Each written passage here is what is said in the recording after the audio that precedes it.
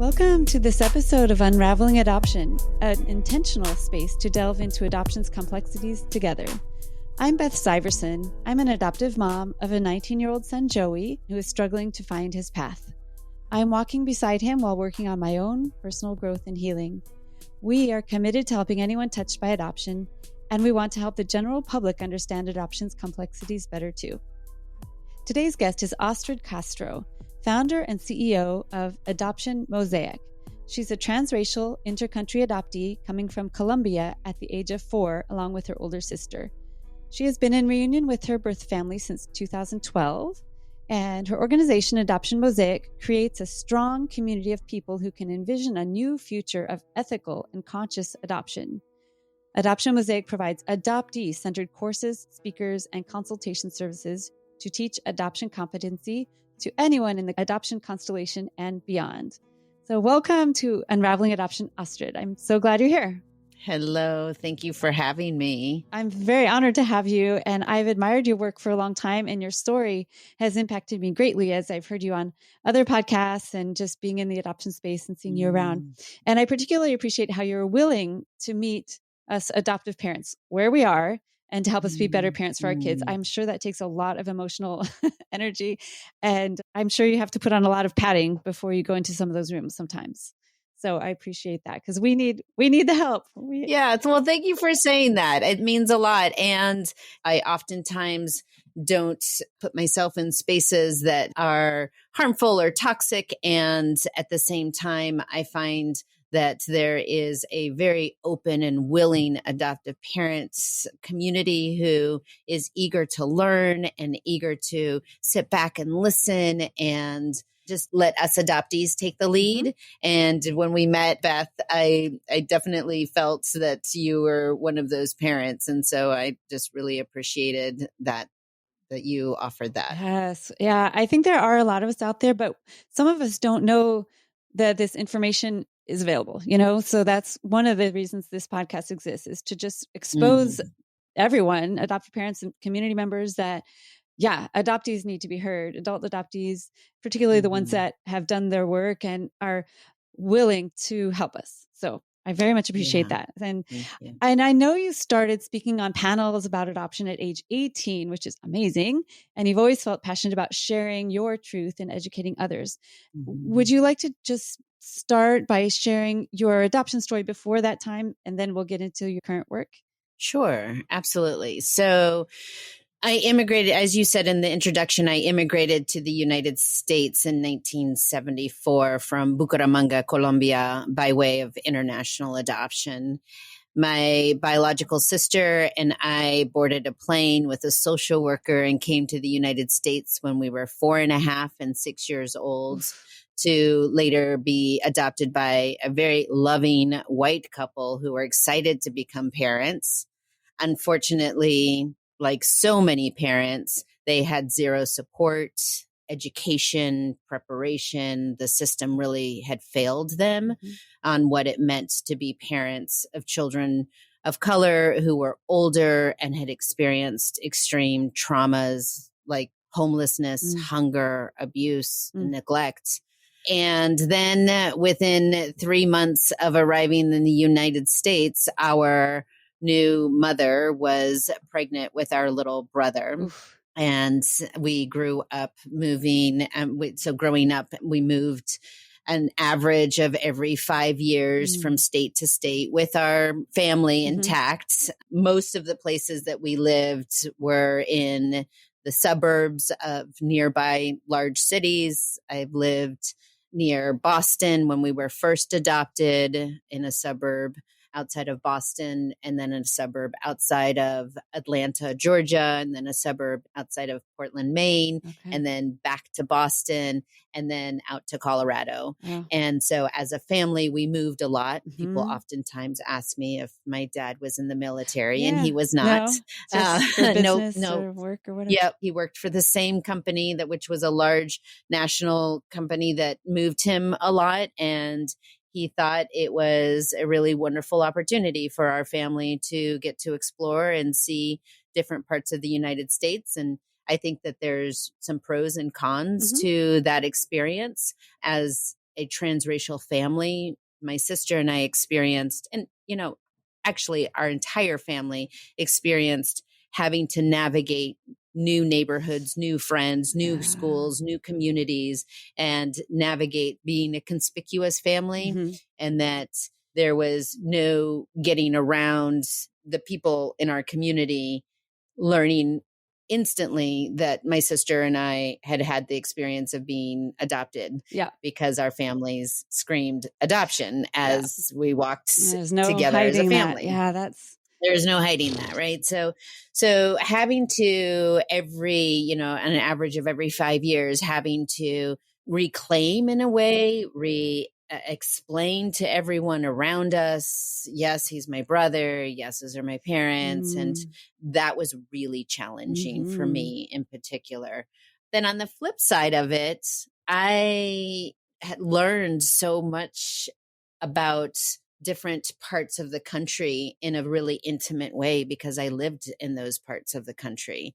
So I do believe that has given me a really wonderful opportunity to be really well-rounded in my lived experience. And I feel very comfortable with people from the South. I feel really comfortable with people from upstate Maine. I have this kind of chameleon-like, and many of us adoptees do, but I have a very chameleon-like existence in my childhood that I can relate back to.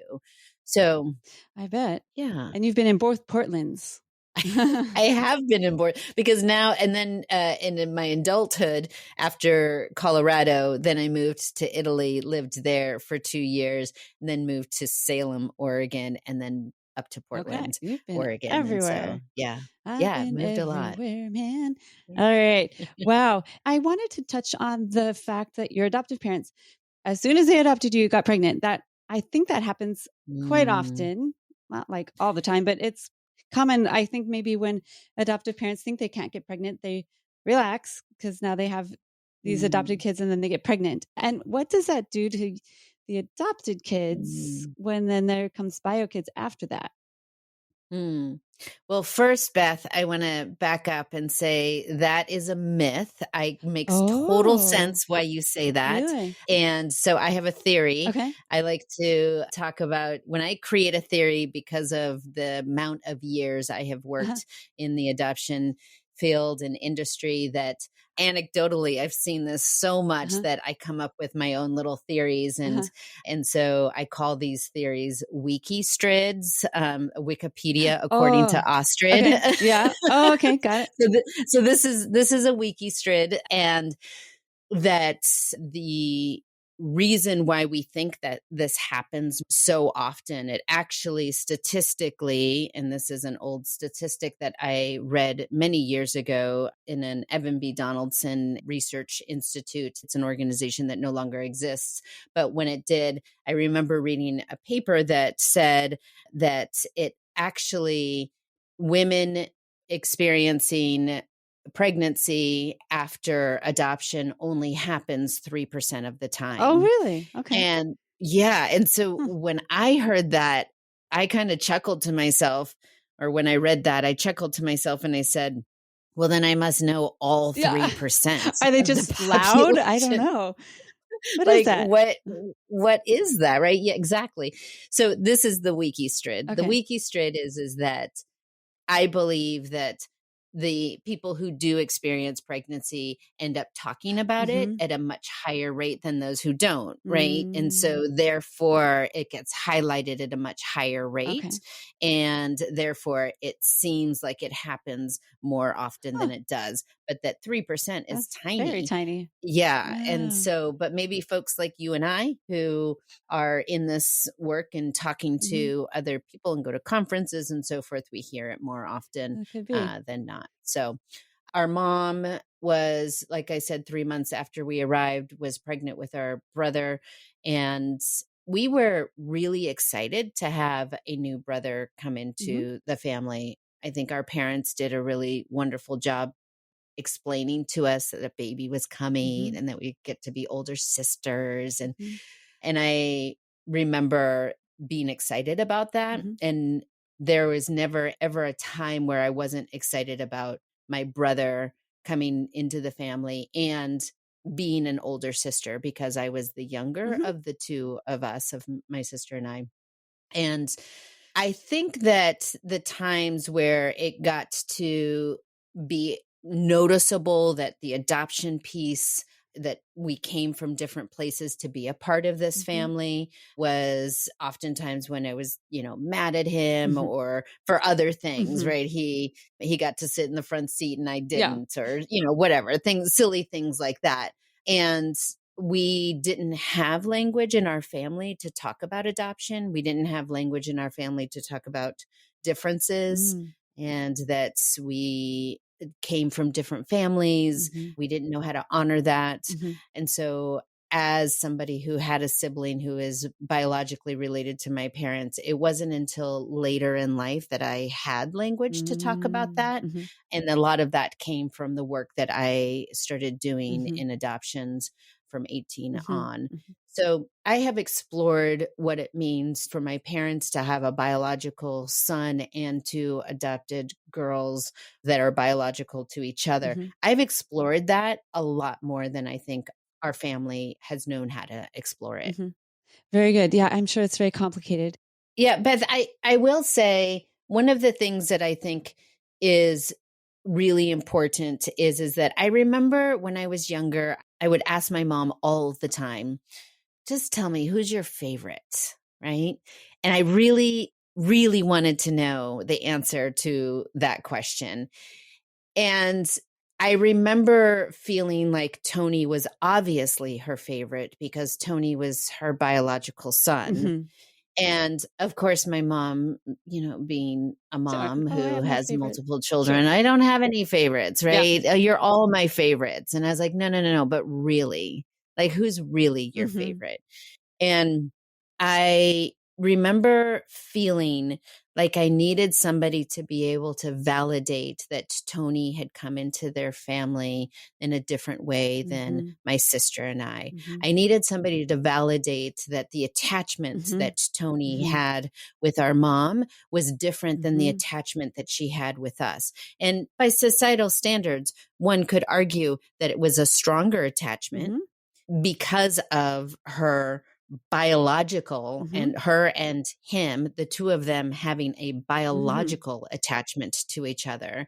And I knew that that was the case, that they had a biological attachment that I would never have with my parents. And it almost was because it was unspoken and we didn't know how to talk about it. It was something that I then internalized as opposed to having language to say, yes, you are being exposed to watching a relationship between a child and a mother in a way that you lost that connection with your mother and that biological connection with your birth first mother, biological mother. And because we didn't have language around it, I internalized it. Sure. It became something that was bad for me to think about, yet I thought about it all the time. And I needed somebody around me to say, you're absolutely right. I attached to Tony in a very different way than I attached to you. Well, plus they had 4+ years extra with your brother than they had with you and your sister 6 years, right? So you got to watch that experience of growing as an infant, in her belly. And then from the very origins, you got to watch that unfold, and they didn't have that with you. That's right. So even if they wanted to feel that close to you, there's just a big gap. There's just a big gap. It's no one's fault, but that's just how that goes, right? Well, and it was such a missed opportunity because my parents, we could have had that conversation of, you did have an attachment like that with this person over here, right? Yes. And they didn't, like I said, that they didn't have the resources. They didn't have the education. They didn't have the podcasts that are out there today, to help guide them. And if they would have, it sounds like your parents would have been on board. You speak highly of your parents, right? Oh my gosh. My parents attend every We the Experts panel discussions that I host every month. everyone that they can attend if they're not traveling. When I say, oh, I have a new workshop that I'm doing, they're the first to say, oh, is this a workshop we could attend? Is this appropriate for us to be? So they have literally attended every workshop I have done for adoptive parents. That's so great. I feel the same way too. If I would have known any of this stuff, I would have been the first in line to be at whatever workshops, whatever. I'd sit at the feet of whoever if they would have helped me. But the adoption industry, a multi-billion-dollar industry, is not interested in educating adoptive parents about this. Maybe it's better nowadays. And certainly there are organizations like yours, but I'm talking like the agencies and the people running the wheels of the machine.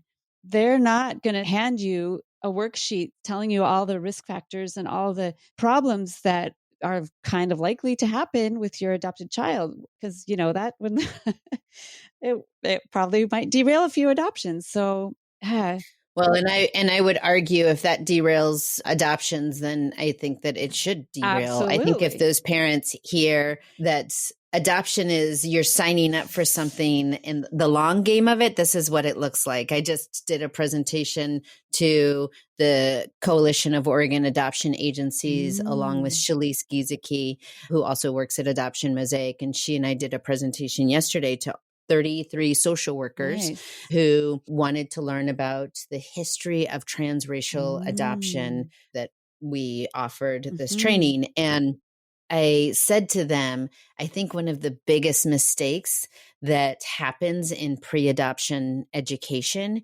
is that we talk about the developmental stages ending at 18. And what we know, as you know, Beth, as a parent, that we don't go past 18. And what we're seeing at Adoption Mosaic and the clients that I'm working with and the consulting that I'm offering, individual consulting, a lot of adoptees that are in their 20s, 30s, 40s are saying, I don't want to be, nor do I know how to be the educators to my parents about the things that they missed. And I need to send them somewhere because I can't carry the burden, nor should. And we at Adoption Mosaic believe, we believe exactly that adoptees should not be ever carrying the burden of educating their parents about the things that they should have learned in the pre-adopt stage, right? And so getting the opportunity to talk to the agencies, the coalition, and doing this training really felt so empowering because I got to say to the agencies that this is what the long game looks like, right? And helping and giving your parents the resources, the good, the bad, and the ugly, and the hard parts of adoption will help your families have the tools to be able to, like, how do we get them into Adoption Mosaic trainings? How do we get them into hearing from the panels of the lived experience of adult adoptees? How do we get that happening early? Because if that experience and hearing those things makes somebody ponder and contemplate, maybe I shouldn't be adopting, then I think we've done our job. Absolutely. I agree. I think that we need to, somehow we've got to let people know what they're getting themselves into so they can either decide, oh God, this is not for me. I don't have tools for this. Or, okay, I've got the tools. I've got the support, and gather it around you because you will need it. You will need it. So I think that's really important. I watched this happen in real time yesterday, actually, on a parent group I'm in. I don't remember. It's for foster parents or somebody. I'm in a bunch of groups. I kind of watch what adoptive parents are talking about. And this young single woman was like, I'm wanting to adopt a 9-year-old from an orphanage in another country. And they've told me that they have XYZ, several big things. And they probably have not told her some other stuff. They probably are withholding some of the information. She's like, do you think that's a good idea? And luckily, a bunch of people were like, no, that is not a good idea. Not as a single person. And you have no idea what all is involved. 9 years old and orphanage. And I can't remember what country it was from, but it was a country that does not have a good track record of honesty and ethical adoption practices. And they were just like, lady, you just don't know what you're getting yourself into. Please, please, please think about this deeply. And by the end of the thread, I think she's like okay, I hear you guys. I think I'm going to hold off. So I'm like, and certainly that child needs somebody, but perhaps not a single parent that's, doe-eyed and like, aw, isn't this cute? I'll be just such a great parent, Yeah. Yeah. Well, Beth, I think that speaks volumes to how we talk about adoption in society, and that somebody can come to a thread and ask a question like that. I'm glad that she did. I'm glad that there was a community that could kind of help ask some harder questions. And yet it is exactly the result of how we talk about adoption in the industry at large. And we talk about the rainbows and unicorns and the savior and all of these things. The orphanages. Right. And so how we shift that, I feel like there are so many conversations, so many different conversations. And what I got to hear, or had to hear, I guess I should say, growing up, and that now I feel like there are so many wonderful adoptees out there that are asking some really hard questions, and not just asking hard questions, but also giving a narrative that is outside of the norm, air quotes, right? And pushing back and saying, hey, we're not talking about trauma. We're not talking about separation. If we talk about separation at the border, we have lots of people who say how awful and horrific that is. But when we talk about separation through adoption, we don't have that same language. There's this like huge divide. Yeah, you're supposed to be grateful, for crying out loud. Right. But these DACA kids, we don't think they should be grateful, right? Yeah, we can see that with our eyeballs. Yeah. Right. Oh my God, those kids are going to be so hurt. That maternal separation is so horrible.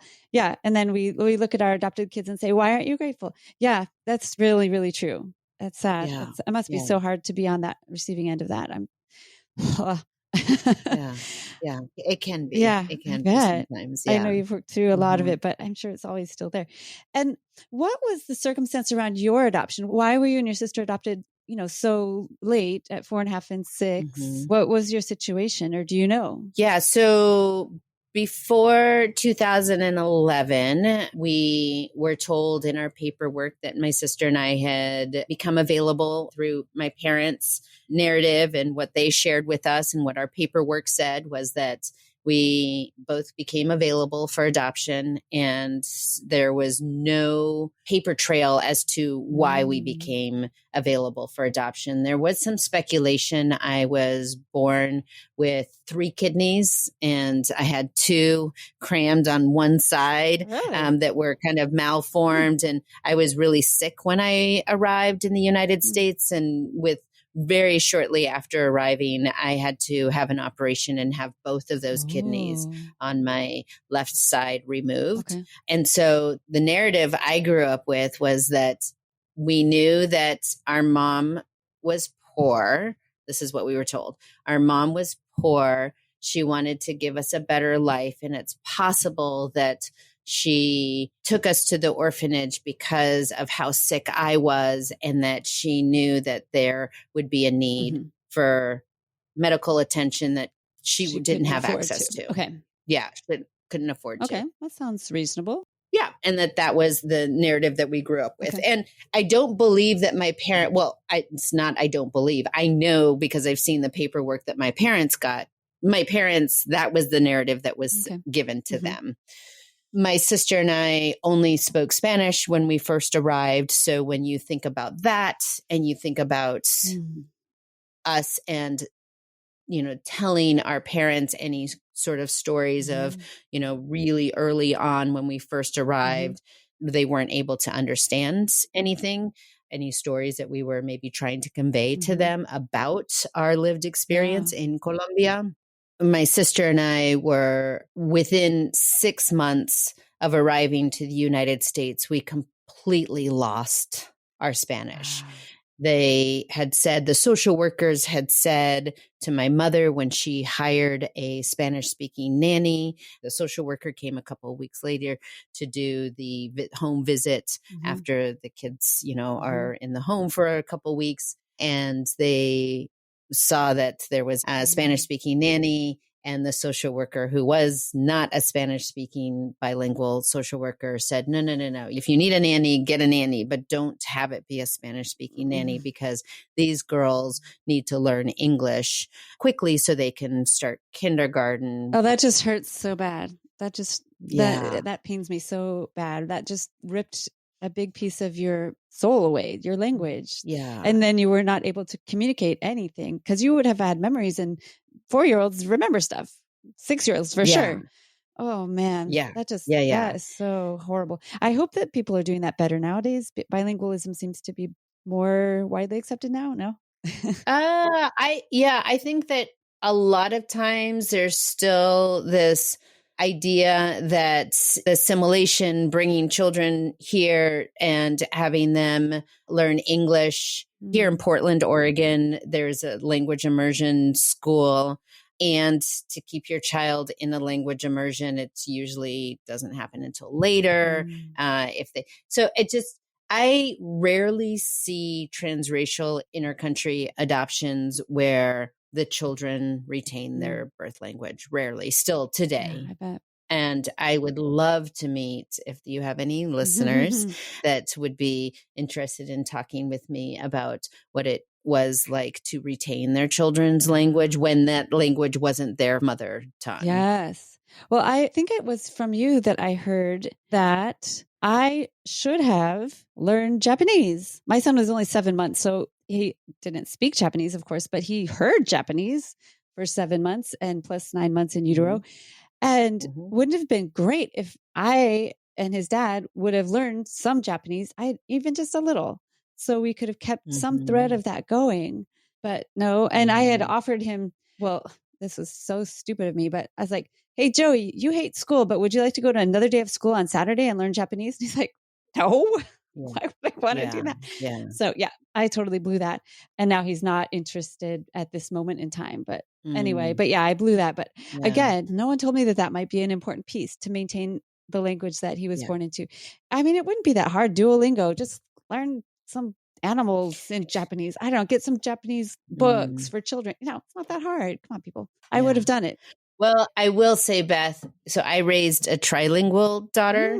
So my daughter, when I think I shared that I lived in Italy for 2 years, and my daughter's father is Italian, born and raised. And so I moved there to be with him and his family. And I also moved there because I had an idea that I was going to marry this guy, and that in order for me, and this came very much from my adoptee lived experience, that if I was going to marry him and be in an intimate relationship with him, the least I could do was learn his language, because he had learned English. He didn't learn English to be with me. Okay. Right? He already spoke English. He learned it in school. Okay. Yeah. And it was broken. Like academic English. No, actually conversational English, because he and I were professional snowboarders. And so he learned through racing. Okay. So I moved to Italy in part to get to know his family, to learn the language, understand the culture. It was that important to me. And I had not connected the dots. I was pretty young. I was 18 when I met him. I had not connected the dots on where that came from for me. And it became clear later, oh, okay, this is probably where it's coming from. And so then when it was time for us to move to the States, my now ex-husband, we are not married anymore, said that he really wanted to raise children in the States. And I said, that's fine, under one condition. I had worked really hard in those 2 years to learn Italian, and that if we moved to the States, I wanted any children that we had to speak Italian. And that we would only speak Italian in the home. Okay. And he kind of smiled and he's like, yeah, okay, sure. Thinking that I wasn't going to stick to that. And then I was pregnant. We moved back to the States. And when my daughter was born, I remember saying during the pregnancy, I'm not sure what language I'm going to speak to her in. All I know is that I am going to just, when I meet her, it'll come to me. I'll know. And at this time, my husband and I only were speaking Italian in the home. Okay. Outside of the home, we were speaking English. And so I gave birth to her. She was put onto my belly. And the first words I said to her were in Italian. And it just felt organic. It was just, when you're in that and all of that adrenaline and all of those hormones are pumping through your body, the last thing you're doing is trying to think of what's the right thing to do for this child. No, that came out of your heart. And I said to her in Italian, welcome. And I've been waiting all this time to meet you. And I love you. And I said all of that in Italian. And I realized that's what felt right. And so then Paolo and I decided we would only speak to her in Italian. And plus she had grandparents and extended family in Italy that didn't speak any English, and she had to be able to communicate with them. So there was an essential. It was an essential for her to be at least bilingual. And then when she started school, kindergarten, there was a Spanish immersion program, public school. It wasn't private school, it was public school. And we were really fortunate to have that. So we put her into the Spanish immersion. And when you say it's not that hard, I'm here to say it's a lot of work. It's a lot of work to raise a bilingual, trilingual child. And it's a commitment that was so fundamental. I don't believe I will ever be able to reclaim Colombia in the way that I would have if I had kept my language. So did you have to learn Spanish along with her? Or did you pick it up somewhere? No, I speak, I like to say I speak birth mother Spanish. It's a Spanish only a birth mother could understand. And so fast forward to, you were asking about our experience, story, yes. right? My origin story. So in 2011, I went back to Colombia with my daughter, who was then 9 years old. And we did a search in Bucaramanga. And long story short, you can put the article of how I found my birth mother in Colombia in your show notes, maybe. I'll definitely do that. So we went back as a family. My daughter, her dad, and I went to Colombia, to Bucaramanga, and did a search. We found her. And it's important to remember the narrative that I grew up my whole life hearing. I was 41 years old. I thought I was 40 years old. I learned in the reunion that I was actually 13 months older than we were on paper. Wow. My parents had been on paper. My birth certificate says that I was born in 1971, September 30th. Said my sister was born on September 30th, 1970. And those were false birthdays that were given to the two of us. Oh, man. We discovered after finding our mother the story of what had happened. And she was trying to get a job in another town. And in that town, while she was there, she was going to set up and find housing for us.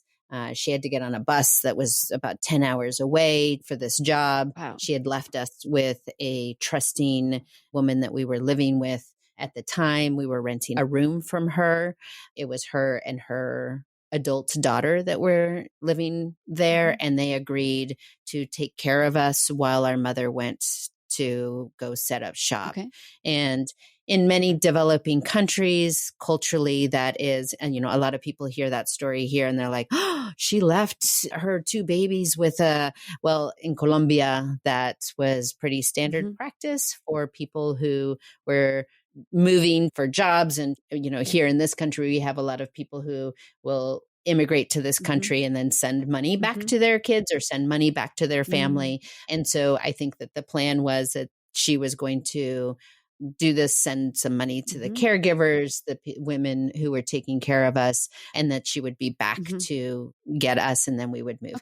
The first week of her being gone, she went to a payphone and called and basically asked to speak with the two of us. And the woman said, oh, they're outside playing. And she was only able to access a phone once a week. And then a week later, she said she went back to another payphone, called again. And the woman said, oh, the girls are in the bath. They can't talk to you. Oh, no. And that second call was the moment that she knew something was wrong. Oh, no. And what had happened in that first week of us being there was that she had taken us to the orphanage, and in a sense. It was a black market kidnapping adoption where she took us there and then kind of was just done with us. And the system then rapidly got us passports and got us out of the country within 2 months. It was October. So end of October that we were taken to the orphanage. By November, by Thanksgiving, mom and dad here stateside were sent pictures of two little girls that were available for adoption. We had been transitioned and moved from one orphanage to the next in a different city. So when she came back, it was hard for her to track us. And so all of this, and then we were taken to a second orphanage in Bogota, and then came to the United States and were adopted in February and were placed here. Oh God, that's so horrible. I'm so sorry. Yeah. Now, it sounds like that was a whole web of intentional trafficking. Is that what you think it is? Yes, because later, after the reunion, there was an article that was written about the corruption of adoption in Colombia and the black market of adoption and how this was coming to light, that this had happened and was happening in the 70s and 80s and even into the 90s. So, yeah, it was, to say it as simply as I can say it, is the rug was just pulled out right from under me as far as who I was, the stories that were being told, what to believe, what not to believe.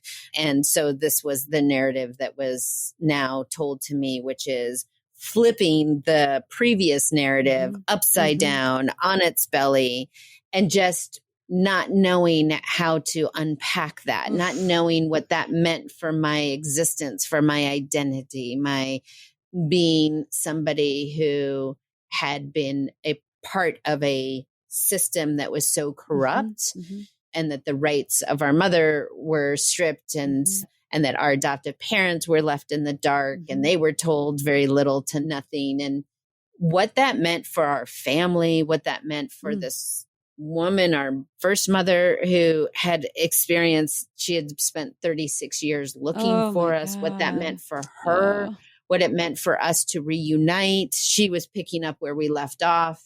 I was meeting an intimate stranger. I didn't remember her. I don't have any memories of her.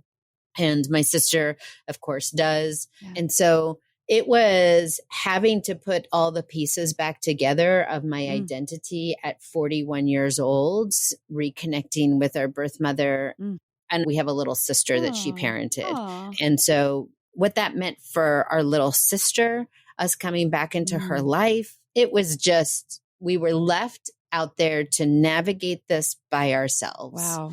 And the complexities and the wonderfulness of reunion, that I didn't have a community. I have a really strong adoptee community, really strong here in Portland and now nationwide. I have an extremely strong adoptee community, and I could call any one of them to say, I need some support. I'm having a hard time with this or that around my adoption, that could listen and be a support to me. And I didn't have anybody who knew how to talk about adoption and corruption and black market and those kind of things, and how to navigate all of that and what that meant. And I was a mom of a 9-year-old at this time. So my daughter was with us when she discovered all of this. And at 9 years old, the fear of separation and being taken from your parents is really scary. So she has language, thankfully. She's a really smart young woman who grew up in the conversations around adoption her whole life. And so she has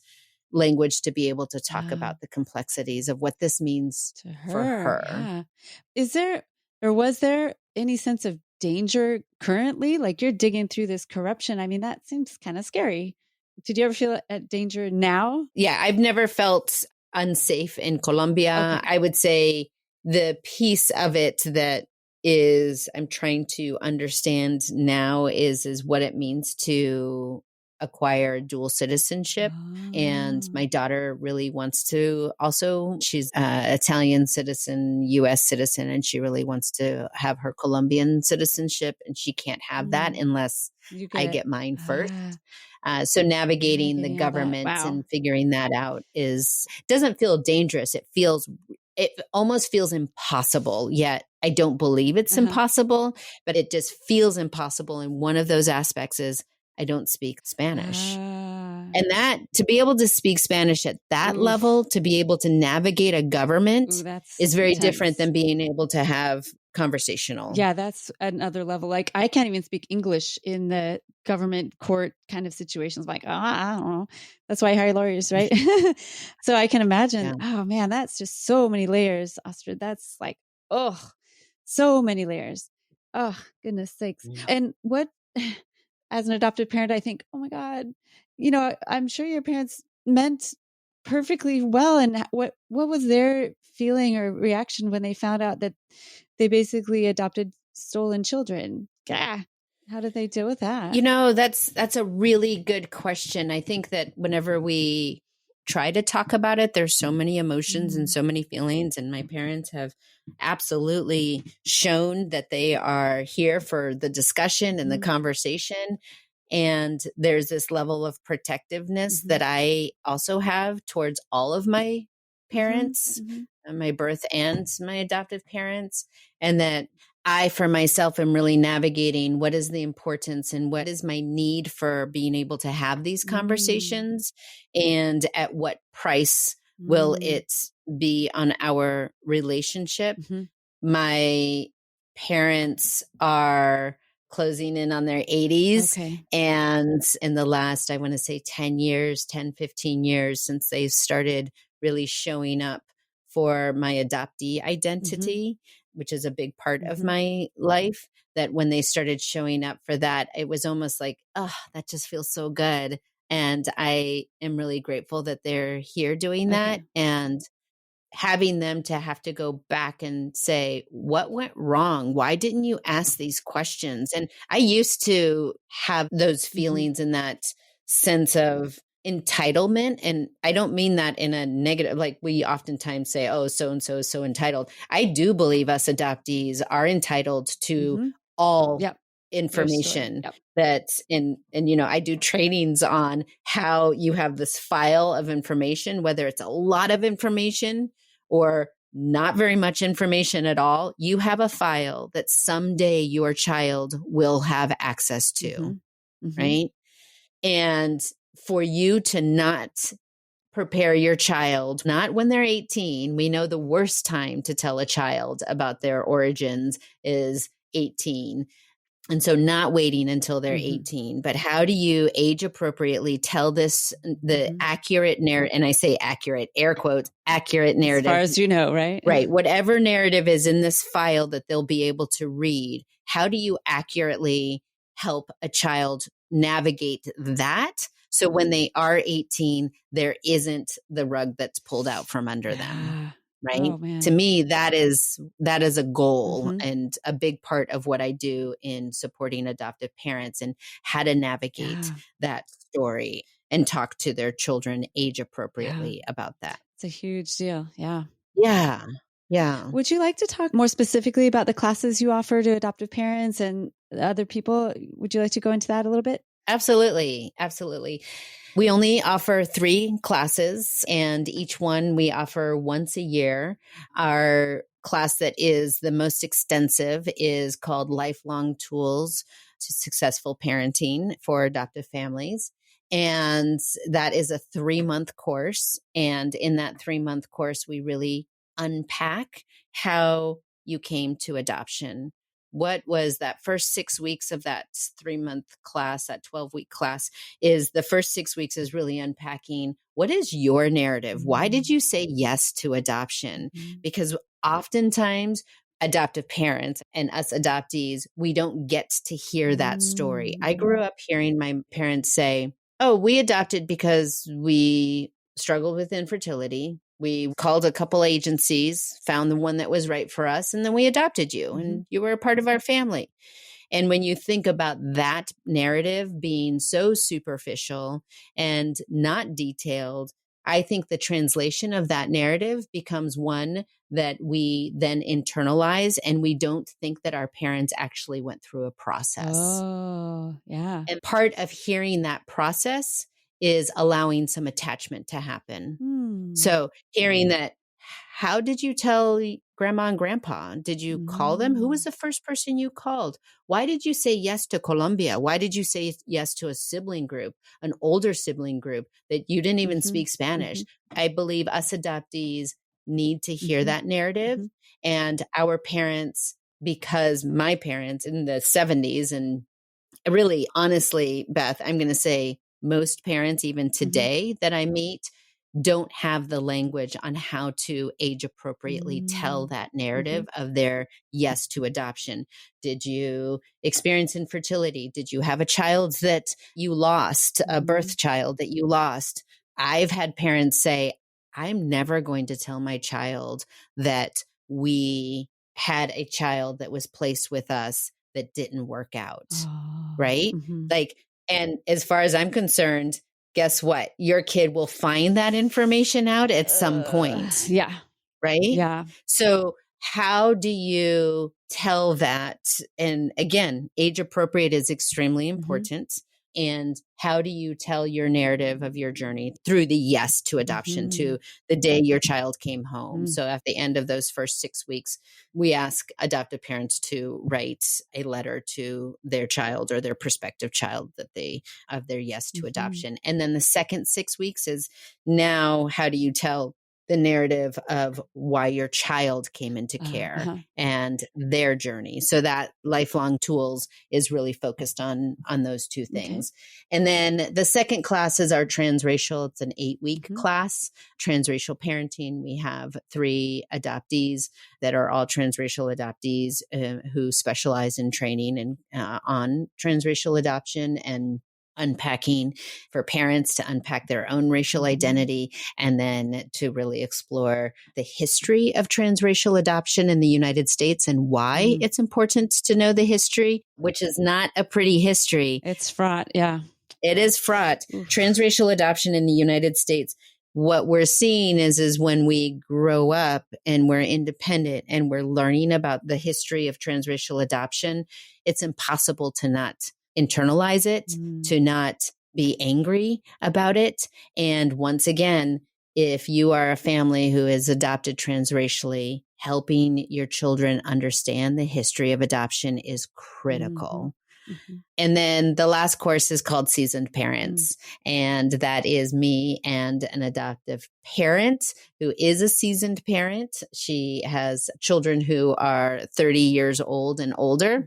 And she and I co-train this.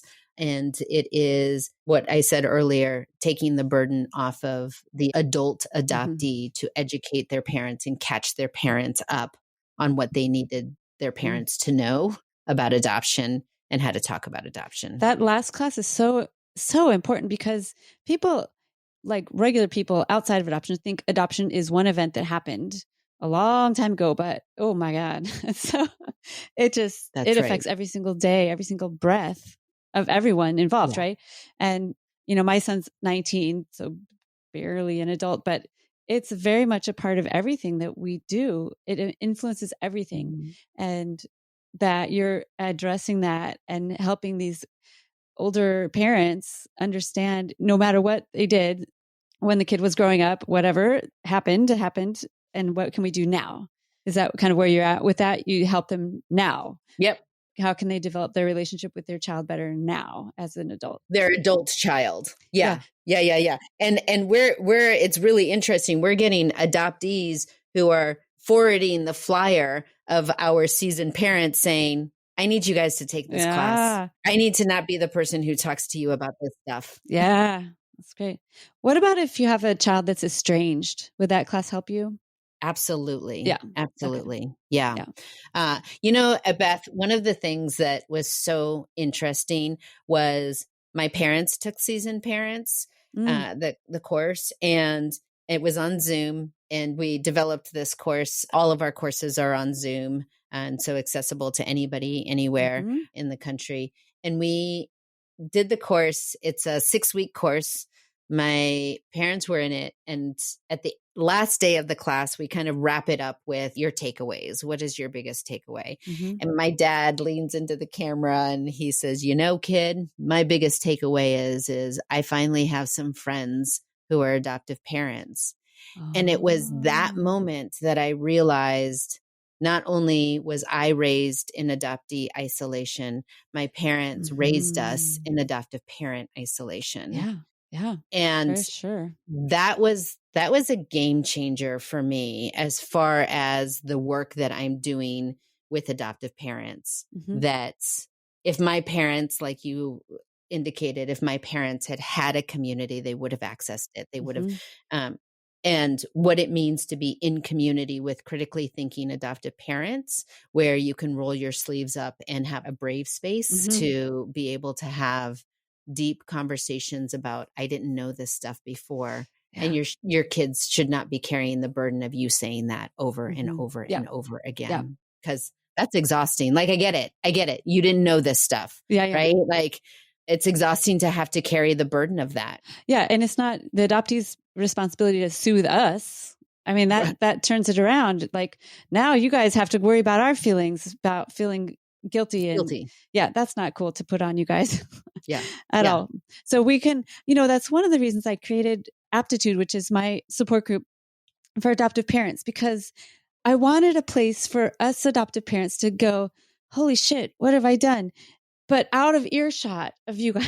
Mm-hmm. I want us to be able to process, because it is a major deal to process what we've done. And a lot of us didn't know, or maybe they're younger and are learning, which is better if they can get in here earlier, your group or my group or whatever, earlier would be better. Mm-hmm. But let's process it over here so we can not lay that at the feet of our adopted kids. That's not fair to put on them. Yeah. Yeah. No, completely. Agree. Well, I so appreciate your time today and appreciate all that you're doing with Adoption Mosaic and the way you share your story without hostility. I mean, you have reasons to be hostile, honestly, but you share it in such a way as to teach and to help us all be better. And so I totally appreciate your energy around this. I feel your pain. It's not like you're like, la, la, la, it's all fine. I feel the pain, but it's not lashing out at me as an adoptive parent, or I don't see you lashing out. And I think that is really helpful because we can listen and we can grow that way. So thank you for that. Thank you. Yeah. I have a lot of practice. Yeah. I can tell you, you've thought about this. Like, you've put some thought into this, like a lot of thought into it. I can tell. Is there anything else that you wanted to mention that I haven't asked you about or that we didn't get to? No, I mean, yes, of course. There's so much, right? There's so much to talk about and to unpack. And I'm learning every day, all the time, from my adoptee community, my adoptive parent community. I'm constantly learning. And I guess many of you adoptive parents that are listening to this weren't told that this thing, adoption, was going to be a part of the narrative and a part of the ongoing learning for the rest of your lives. That you're going to have a 52-year-old who might ask you to unpack something around adoption. Yeah. And for those of you who are learning that right now by hearing this podcast or being a part of Beth's group or wherever, that you don't have to do that alone. You just don't. Yeah. And find your community. There's a lot of us adoptees that are out there who are willing and wanting to work with adoptive parents. And there's some that don't, and they deserve their space as well. And they deserve to be listened to and heard. And I encourage parents to find ways to listen to those voices as well. And to have a really well-rounded idea of what we as adoptees, we're not a monolith, but to have a well-rounded idea of the diverse voices that we bring to the table. And thank you for having me. Yeah, definitely. Yeah. And I agree with you. Just to listen to adoptees. Some of them will hurt badly and it's okay. We can handle it and we don't have to argue with them, or just listen, open your ears. And when we get defensive, go, what's that about? And then go talk to your adoptive parent friends about it. Don't go telling the adoptees you can't feel like that. That's not the right thing to do. Don't go saying, oh, those angry adoptees. Go talk to the adoptive parents that are already on the process, and we'll help each other through. It's not easy for any of us. Absolutely. I do offer 15-minute free consultations for anybody who's wanting to explore how Adoption Mosaic can serve them and how they can get into community or just learn about the work that we're doing. And so I'll give you the link to that calendar so you can post that. And I encourage anybody to give me a call. Definitely. Oh, thank you. I will put that link and the link to your calendar, and I'll make sure everybody knows everything about Adoption Mosaic. And also in our APtitude group, you're on our database and on our events calendar. I like to provide resources to everyone. Awesome. And you provide so many amazing resources that just fit exactly what we need.